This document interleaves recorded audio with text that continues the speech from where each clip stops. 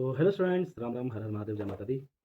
तो जैसे कि अब स्कूल्स में अब सेशन चालू होने वाला है और आप लोग सब बच्चे अपने नए क्लासेस में जाएंगे। अब आपको वहाँ पे अलग अलग चैप्टर्स देखने को मिलेगा।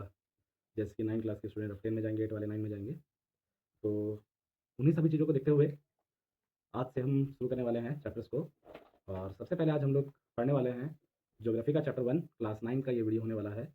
और चैप्टर का नाम है India size and location.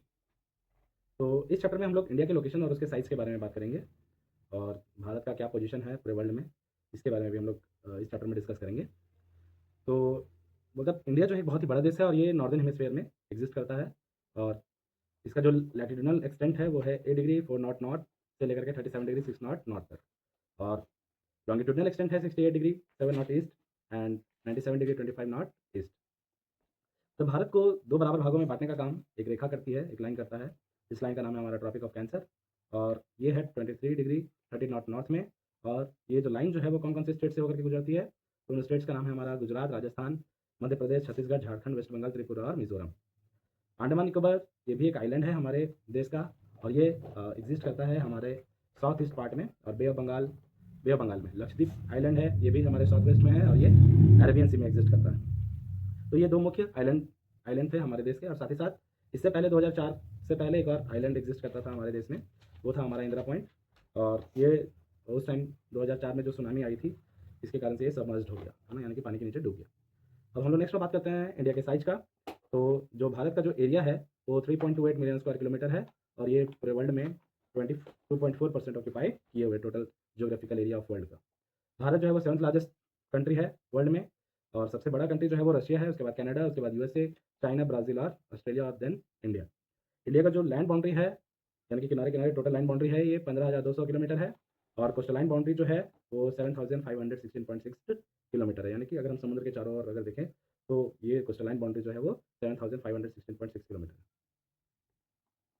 Next में है कि भारत जो है वो चारों तरफ से घिरा हुआ है यंग फोल्ड माउंटेन से। और ये यंग फोल्ड माउंटेन हमारे भारत में नॉर्थ वेस्ट, नॉर्थ और नॉर्थ ईस्ट में एग्जिस्ट करते हैं। और इंडिया का जो लैंडमास है वो टैपर है, कोन शेप का है नीचे से, जैसे कि बर्थडे का जो कैप होता है उस शेप का। और इंडिया का जो लैंडमास है उसमें अलग अलग आप लैंड के साथ साथ बहुत बड़े बड़े यहाँ पर समुद्र भी है, जैसे कि इंडियन ओशियन और अरेबियन सी। और हमारे अरेबियन सी के अलावा हमारा बे ऑफ बंगाल। उसके बाद बोलता है the latitudinal and longitudinal extent of the main land is 30 degree, ये 30 डिग्री है। और भारत के नॉर्थ से साउथ का डिस्टेंस जो है वो 3214 किलोमीटर और वेस्ट टू ईस्ट का डिस्टेंस जो है वो 2933 किलोमीटर।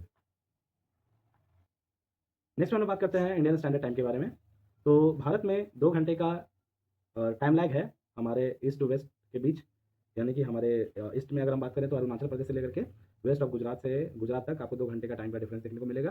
तो ऐसा प्रॉब्लम ना हो, टाइम से रिलेटेड प्रॉब्लम ना हो, तो इसके लिए भारत के बीचों बीच एक इमेजिनरी लाइन दिया गया जिसको स्टैंडर्ड ऑफ मेरिडियन कहा गया, जो 82 डिग्री 30 नॉट ईस्ट में है।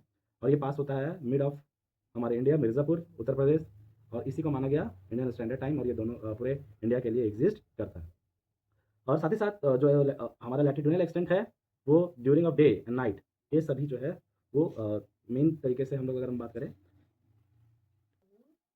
नेक्स्ट में आता है हमारा इंडिया एंड द वर्ल्ड। तो इंडिया जो है वो साउथ एशिया में एग्जिस्ट करता है, यानी कि एशिया के साउथ एशिया हिस्सा में, एशिया कॉन्टिनेंट का। और ये सेंट्रली लोकेटेड है एशिया में।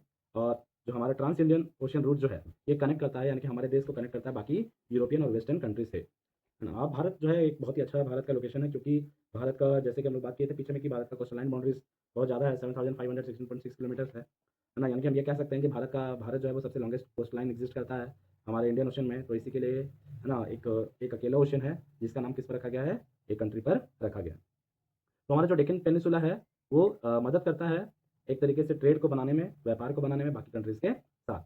अब हम लोग बात करते हैं इंडिया कॉन्टैक्ट वर्ल्ड के साथ। तो भारत में बहुत ही पुराने समय से लोग जो है वो व्यापार करते आ रहे हैं। बहुत सारे ट्रैवलर्स लोग यहाँ पर आए, है ना। ईस्ट इंडिया कंपनी आया यहाँ पर, उसने यहाँ पे आकर के व्यापार करना शुरू किया। और साथ ही साथ भारत के बहुत सारे आइडियोलॉजी को, भारत के बहुत सारे बुक्स को यहाँ से या यहाँ के नॉलेज को, यहाँ के कल्चर्स को दूर दूर देशों तक भेजा गया, है ना। भारत का स्पाइसेस ये सभी बहुत ज़्यादा फेमस था, ठीक है, जो यहाँ पर लोग आते थे और यहाँ से खरीद खरीद के लेकर के जाया करते थे। भारत का आइडियाज़ बुक से रिलेटेड, जैसे कि उपनिषद हो गया, रामायण हो गया, पंचतंत्र की कहानी हो गया, डेसिमल सिस्टम हो गया, ये सभी चीज़ें भारत से कहाँ तक पहुँची, पूरे के पूरे वर्ल्ड तक पहुँची। अब हम लोग लास्ट टॉपिक इस चैप्टर का हम लोग बात करेंगे वो है इंडियाज़ नाइबर, भारत के पड़ोसी। तो इंडिया जो है वो एक इम्पॉर्टेंट रोल अदा करता है और साथ ही साथ भारत जो है वो अपना लाइन बाउंड्री शेयर करता है पाकिस्तान, अफ़गानिस्तान, हमारे नॉर्थ वेस्ट में चाइना, तिब्बत, नेपाल और भूटान, नॉर्थ में म्यांमार, बांग्लादेश, ईस्ट में और साउथ में हमारा 2 आइलैंड कंट्रीज़ हैं, जो हमारे पड़ोसी नाइबर्स हैं, वो है श्रीलंका और मालदीव्स।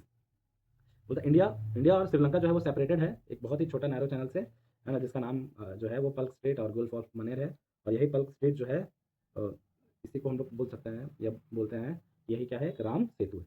मालदीव्स ये जो है वो साउथ में एग्ज़िस्ट करता है लक्षद्वीप के और भारत के साथ भी इसका रिलेशन बहुत ही अच्छा रहा है। बहुत सारे लोग मालदीव्स भी जाते हैं हॉलिडेज़ को मनाने के लिए। तो ये था चैप्टर्स। होप आप लोग सब चीज़ समझ गए होंगे और अभी के लिए इतना ही, बाकी के फिर नेक्स्ट चैप्टर्स में हम लोग बात करेंगे। Stay tuned with me. Bye bye.